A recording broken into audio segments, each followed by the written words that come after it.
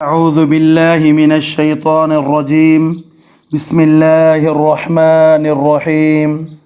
ألف لام ميم صاد كتاب أنزل إليك فلا يكن في صدرك حرج منه لتنذر به وذكرى للمؤمنين. یا رب صل وسلم دائما ابدا علی حبیبک خیر الخلق کلہم. اس سورہ اعراف کی ابتدا پیغمبر مدنی صلی اللہ علیہ وسلم سے رب العالمین مخاطب ہو کر فرما رہے ہیں کہ یہ قرآن ایک بڑی عظیم الشان کتاب ہے جو آپ پر نازل کی گئی ہے. نزول قرآن کی غرض یہ بتائی گئی ہے کہ اس کے ذریعے سے منکرین کو ان کی اعتقادی اور عملی گمراہیوں کے برے انجام سے ڈراتے رہنا، مومنین کو اس کے ذریعے سے یاد دہانی اور نصیحت کرتے رہنا.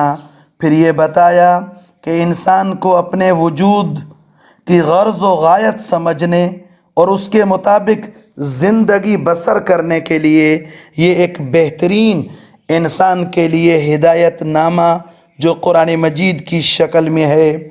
پھر نافرمانوں کو عذاب الہی سے ڈرایا گیا اور اس کے لیے ایک بہت بڑی تاریخی شہادت کے طور پر اجمالی حیثیت سے بہت سی ایسی بستیوں کا تذکرہ کیا جنہوں نے انکار و سرکشی کو اپنا اوڑھنا اور بچھونا بنایا.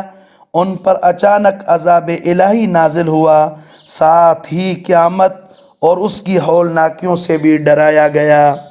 دوسرے رکوع کے اندر انسان کو یہ بتایا گیا کہ تجھے بلا مقصد پیدا نہیں کیا، تجھے جو یہاں عارضی اختیار ملا ہے یہ اس لیے نہیں ملا ہے کہ خواہشات کے غلام بن کر شتر بے مہار ہو کر زندگی بسر کر، بلکہ اس لیے تجھے رب العالمین نے یہاں پر بھیجا ہے تاکہ اللہ کی زمین پر اللہ کی مرضی پوری کر. اور اس رکوع کے اندر آدم علیہ السلام کی پیدائش اور ان کو علم کے ذریعے فرشتوں پر سبقت دے کر، فضیلت دے کر فرشتوں سے سجدہ کرنے کا حکم اور ابلیس کے انکار کا تذکرہ ہے. ابلیس کے بہکانے سے آدم علیہ السلام سے بھی ایک اجتہادی غلطی ہوئی، وہ یہ کہ جنت میں جس درخت کے قریب جانے سے منع کیا گیا وَلَا تَقْرَبَا هَذِهِ الشَّجَرَةَ، اجتہادی غلطی پر پھل کھا لیا. نتیجے میں کیا ہوا؟ فَلَمَّا ذَاقَ الشَّجَرَةَ بَدَتْ لَهُمَا سَوْآتُهُمَا، فرماتے ہیں جنت سے اتار دیا گیا، جنت کی لباس اتر گئی اور ابلیس تو اپنی سرتابی اور تکبر کی بنا پر قیامت تک ان علیک لعنتی الی یوم الدین. لیکن آدم علیہ السلام نے ندامت سے توبہ کی، رب العالمین کے ہاں مقبول قرار ٹھہرائے.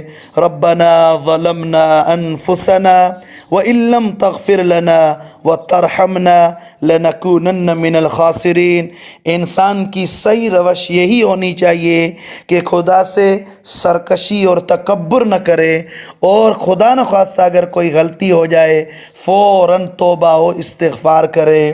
تیسرے رکوع میں اللہ تعالیٰ نے لباس، ستر چھپانے، بدن کی زینت کے لیے پیدا فرمائی، اس کا بیان ہوا. اور اخلاقی لباس کا بھی تذکرہ کرتے ہوئے فرمایا کہ لباس التقوی خیر، بہترین لباس تقوی کا لباس ہے. جو تقوی اختیار نہیں کرتا وہ شیطان کے حملوں سے بھی محفوظ نہیں رہ سکے گا. پھر اللہ کی اطاعت اور عبادت کا حکم دیا گیا. چوتھے رکوع کے اندر حلال جائز زینت اور رزق کو حرام سمجھنا یہ بڑی غلطی ہے. اللہ نے اسے جب حرام قرار نہیں دیا، ہاں اس نے کفر، نفاق، ظلم، تکبر، شرک وغیرہ کو حرام قرار دیا. پھر بتایا کہ انبیاء علیہم السلام جو اللہ کے پیغمبر ہیں، اللہ کی آیات کو لے کر اس لیے آئے تاکہ تم تقوی اور اعمال صالحہ کو اختیار کر کے کامیاب ہو جاؤ، اور جو نعوذ باللہ اللہ کی آیات کو جھٹلائے گا، تکبر کرے گا، قیامت کے دن دردناک عذاب ہوگا۔ پھر 5ویں رکوع کے اندر اہل جنت اور اہل نار یعنی جہنمیوں کا مکالمہ ہوگا۔ نادا اصحاب الجنہ اصحاب النار، جنتی جہنمیوں سے کہیں گے کہ حل وجدتم ما وعد ربکم حقا، کیا تم نے دیکھ لیا پروردگار کا وعدہ کتنا سچا ہے؟ اور دوزخ والے اس وقت تو تسلیم کریں گے، ہاں واقعی جو کچھ بتایا گیا وہ سچا تھا۔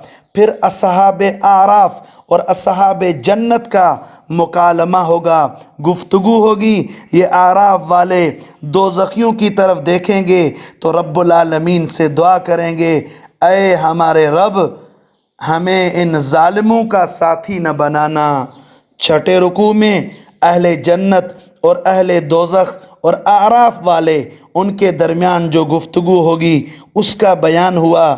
اہل جنت کس طرح جنت میں آرام و آسائش کے ساتھ ہوں گے، دوزخی کتنی سختیوں میں اور دردناکیوں میں گرفتار ہوں گے۔ پھر یہ صورتحال ہمیشہ کے لیے ہوگی، اس دنیا میں واپسی کا کوئی سوال ہی نہیں ہوگا۔ لہذا آخرت کے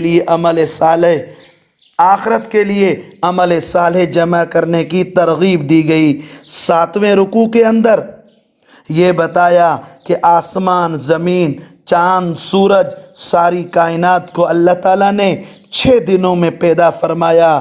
گویا کائنات میں جو کچھ ہے یہ اللہ ہی کا ہے، اسی کے حکم سے یہ نظام چل رہا ہے۔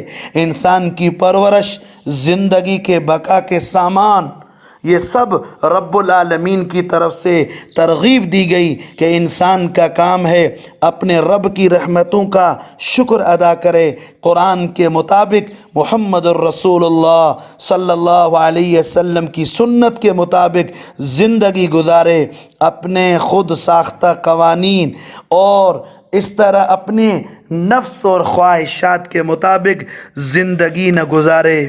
8ویں رکوع میں نوح علیہ السلام کی دعوت، ان کی قوم کی سرکشی اور ان کا انکار، پھر طوفان کی شکل میں عذاب کا تذکرہ کر کے یہ بتایا کہ کس طرح اللہ نے اپنے رسول کے دشمنوں کو تباہ و برباد کیا، کس طرح اپنے رسول اور ان کی سچائی کی پیروی کرنے والوں کو بچایا۔ نوح علیہ السلام کے واقعے سے عبرت دلانا مقصود تھا، وہی خدا اب بھی اس قسم کا عذاب لانے پر قادر ہے۔ 9ویں رکوع میں ہود علیہ السلام کا تذکرہ اور 10ویں رکوع میں صالح علیہ السلام کا تذکرہ، 11ویں رکوع میں شعیب علیہ السلام کا تذکرہ۔ اللہ کا نظام تو دیکھو، ہود علیہ السلام کی قوم جنہوں نے عاد خدا سے سرکشی اور تکبر کو اوڑھنا اور بچھونا بنایا، نتیجہ کیا ہوا؟ وہی نتیجہ جو قوم نوح کا ہوا۔ قوم عاد پر عذاب الہی آیا اور ہود علیہ السلام کے ماننے والے اللہ نے انہیں عذاب سے ان کی حفاظت فرمائی۔ صالح علیہ السلام کی قوم سمود، انہوں نے جب جھٹلایا، خدا سے بغاوت کی تو ان پر سخت زلزلہ اس طرح کہ انہیں ملیا میٹ کر دیا گیا۔ صالح علیہ السلام اور ان کے متبعین کو اللہ نے بچایا۔ لوط علیہ السلام اور اس کی قوم کا تذکرہ، کس طرح بے حیائی میں ان کی قوم مبتلا تھی۔ لوط علیہ السلام کے سمجھانے سے جب نہیں مانے تو آخرکار بستی کو الٹ دیا گیا، پتھروں کی بارش کے عذاب سے ہلاک کر دیا گیا۔ اور شعیب علیہ السلام اور اہل مدین فرماتے مال و دولت کے اتنے حریص کہ ناپ تول میں کمی کیا کرتے تھے۔ شعیب علیہ السلام نے سمجھایا مگر اللہ کے پیغام کو انہوں نے نہ مانا۔ نتیجہ کیا ہوا کہ راتوں رات زلزلے نے انہیں اس طرح کر دیا، صبح کو اوندھے منہ مرے پڑے ہوئے تھے۔ 12ویں رکوع میں ایک اصول اور کلیہ قاعدہ بیان فرمایا، جس جگہ جہاں کسی نبی کی بعثت ہوتی ہے ان کی قوم نے انہیں جھٹلایا، تنبیہ کے لیے پہلے تو ان کی معاشی تنگی، قحط سالی، وبا وغیرہ ان قوموں کو مبتلا کیا، پھر فراغت اور خوشحالی نے ان کے ساتھ اس طرح ڈیرے ڈالے کہ ان کی آزمائش ہوئی۔ جب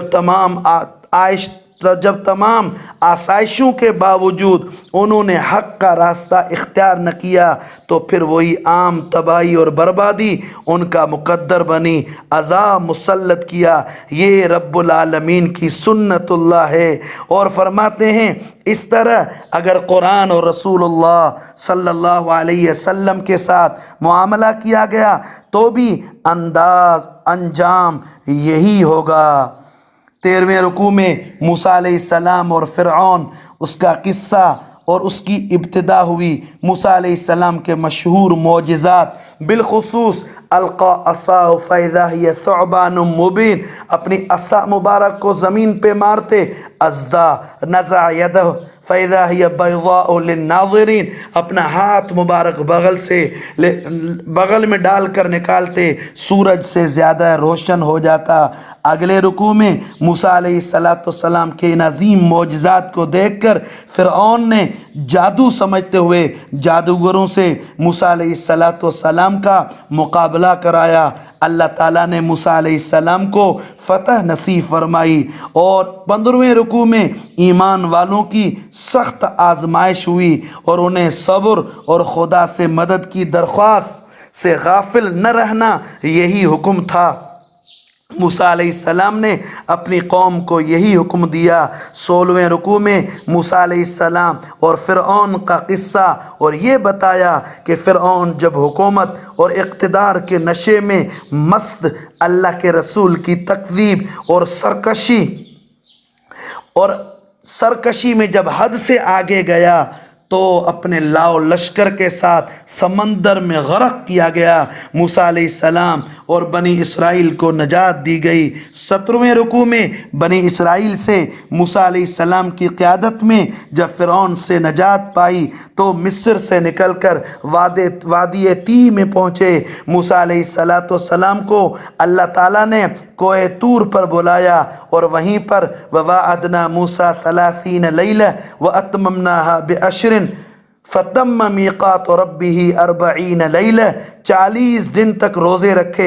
اللہ نے تورات عنایت فرمایا، لیکن بنی اسرائیل جن کے اندر ہارون علیہ السلام کو موسیٰ علیہ السلام اپنا قائم مقام بنا کر گئے تھے، اور انہوں نے نعوذ باللہ پیچھے سے ایک بچڑے کی عبادت میں یعنی سامری کے بہکاؤ میں آ گئے، اور اس طرح آگے گوسالہ پرستی میں جب مبتلا ہوئے تو ہارون علیہ السلام نے بڑا سمجھایا لیکن مانے نہیں۔ موسیٰ علیہ السلام کوہ طور سے جب واپس آئے، بنی اسرائیل کا یہ حال دیکھ کر غصے میں ہارون علیہ السلام سے سوال کرنے لگے۔ جب حقیقت حال معلوم ہوئی تو اپنے بھائی کے لیے اللہ سے مغفرت کی دعا کی۔ 19ویں رکوع میں موسیٰ علیہ السلام کی امت کا تذکرہ فرمایا کہ کس طرح اللہ کی نافرمانی کی اور اس امت پر اللہ کا غضب نازل ہوا۔ موسیٰ علیہ السلام کی عاجزانہ دعا کا بھی تذکرہ ہے اور اس کی مقبولیت کا بھی بیان ہے۔ یہ بتایا گیا کہ تورات اور انجیل میں وہ تمام پیشن گوئیاں موجود ہیں جو رسالت محمدی علی صاحب الصلاۃ والسلام کو واضح کرتی ہیں۔ پھر بتایا گیا کہ اب قیامت تک نجات اور فلاح کی واحد سبیل محمد الرسول اللہ صلی اللہ علیہ وسلم کی اتباع اور قرآن پر عمل کرنا ہے۔ 20ویں رکوع میں یہ اعلان فرمایا گیا کہ محمد الرسول اللہ صلی اللہ علیہ وسلم کسی خاص قوم، کسی خاص خطے، کسی خاص زمانے کے لیے رسول نہیں، بلکہ قیامت تک تمام دنیا کے تمام انسانوں کے لیے، جنات کے لیے آپ کی رسالت ہے۔ وَمَا أَرْسَلْنَاكَ إِلَّا رَحْمَةً لِلْعَالَمِينَ۔ پھر بنی اسرائیل کی عام طور پر نافرمانیوں کا ذکر فرما کر جن کی پاداش میں ان پر عذاب آیا، اس امت کو سمجھایا گیا۔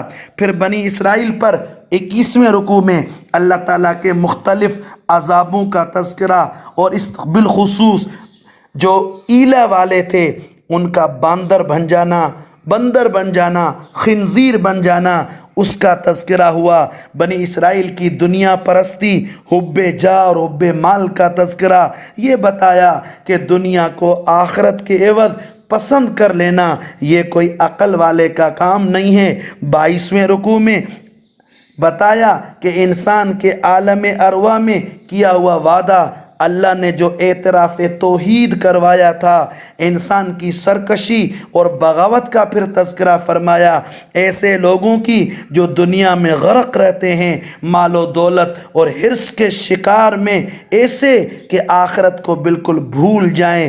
اور 23ویں رکوع میں دنیا پرستوں کو یہ تنبیہ کی گئی کہ دنیا کے چند روزہ زندگی پر گھمنڈ نہ کرنا، اس مہلت سے جو زندگی کی شکل میں ہمیں ملی ہوئی ہے، اگر اس سے فائدہ نہ اٹھایا تو دائمی عذاب کے لیے تیار رہیں۔ پھر بتایا کہ محمد الرسول اللہ صلی اللہ علیہ وسلم جو عذاب الہی اور قیامت سے ڈرا رہے ہیں، اگر نعوذ باللہ آپ نے پیغمبر علیہ السلام سے عجیب سوال کیے، خصوصاً قیامت کے متعلق سوال کیے، تو پیغمبر علیہ السلام سے اعلان کروایا کہ قیامت کا علم اور اس طرح جتنے غیب کے علم یہ رب العالمین کو ہی معلوم ہیں۔